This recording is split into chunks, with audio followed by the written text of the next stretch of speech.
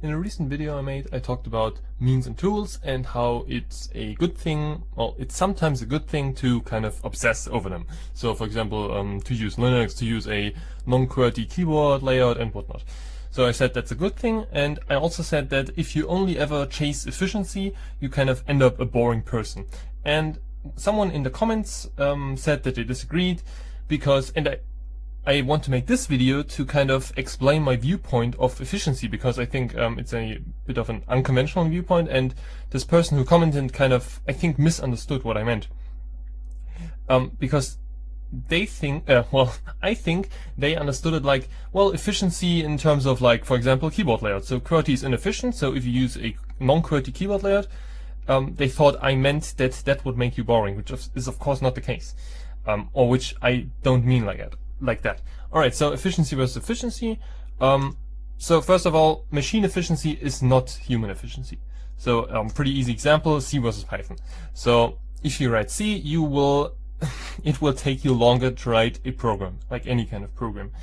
But in the long run, if you, for example, run a program a bunch of times and it's, well, a C program is in general more efficient than a Python program, it will save you time. Or it will save the machine time, and so maybe also you.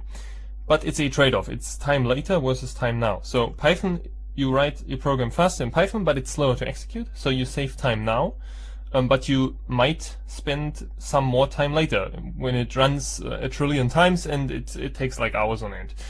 As with the C version, it would run very fast, but it's slower to write. So you save time in the creation phase, but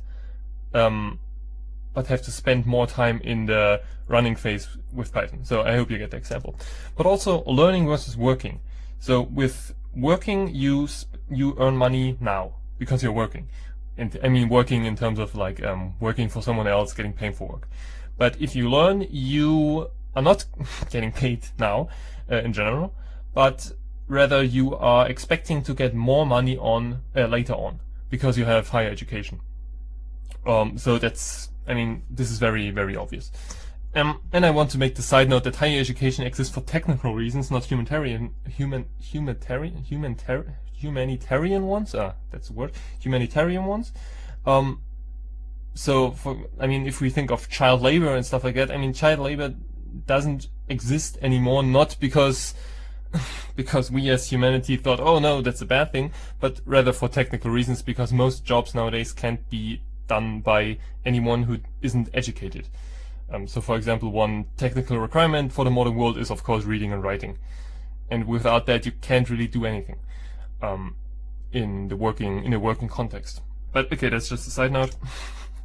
Next up I want to talk about opportunity cost, because whenever you are learning something, you are not, or whenever you're doing something, you're not doing something else. So for example, if you are improving your skills, you are not networking, for example, or the other way around, of course.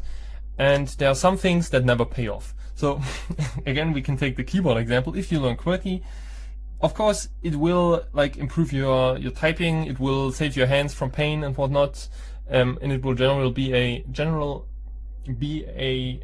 is general gonna be a better like experience using a computer, of course. But that may never like pay off in terms of money or even in terms of time saved. So you might spend, I don't know, 20 hours learning some new keyboard layout, but the improved typing speed will never accumulate to that 20 hours.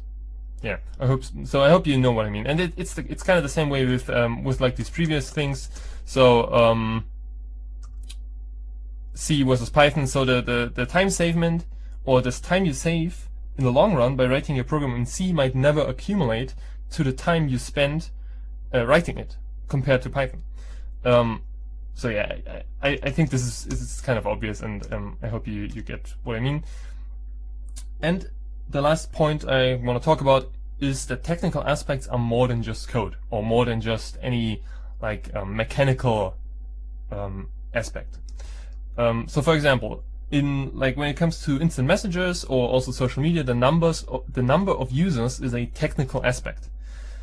It might not seem like one, and it is not in terms of like raw like computer code, the software that runs the service and whatnot, but it is in terms of like it's relevant for us humans. So, for example, people who are not in this whole free software thing, so normies, they will look at you with like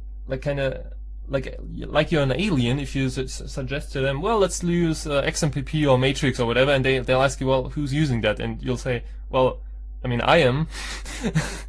They don't get it because they understand this kind of I don't want to say understand this efficiency thing, but for them it just seems unnatural. General popularity is another thing. So with, again, I'll take the example from the other video, keyboard layout. It's kind of it's not very efficient to change your keyboard layout, because if you go through school, you'll probably have some typing lesson and they'll use QWERTY, so you'll know QWERTY, and every keyboard on the world uses QWERTY. Every normal keyboard, and stuff like that. So it's not very efficient in terms of if you just want to write some text. But also software compatibility is a thing. So for example, if you have to do some work or something for school or university or whatnot, and they require you to have certain pieces of software. So for example, a good example would be the Adobe Suite or something like that.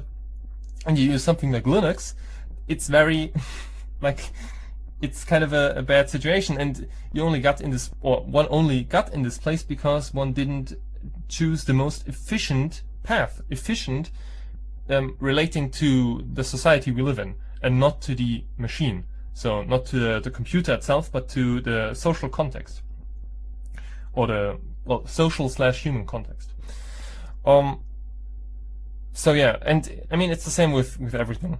So one example from my life is back when I was younger, and I don't even know how I thought about it. I was like talking with friends about dating sites like Tinder and stuff like that.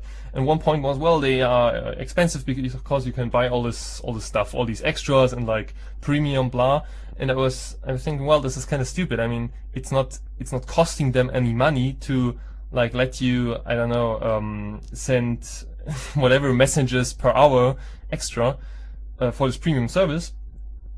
But of course, this is a kind of technical aspect that goes beyond the software itself. So, for example, I mean, this is probably not the case with dating, or general with any software company nowadays. But if you think about, well, they kind of have to charge money because otherwise they wouldn't be able to provide a service at that scale. Yeah, because I mean, engineers cost money, and huge server farms cost money as well, and stuff like that. So, yeah, my point is just, if you think about efficiency, you can't only think about the actual software itself, but you have to think about the context in which it exists, or not only software but also hardware and general technical things in general. Okay, I think that's it. Yeah, that's my website. You can visit it if you want to.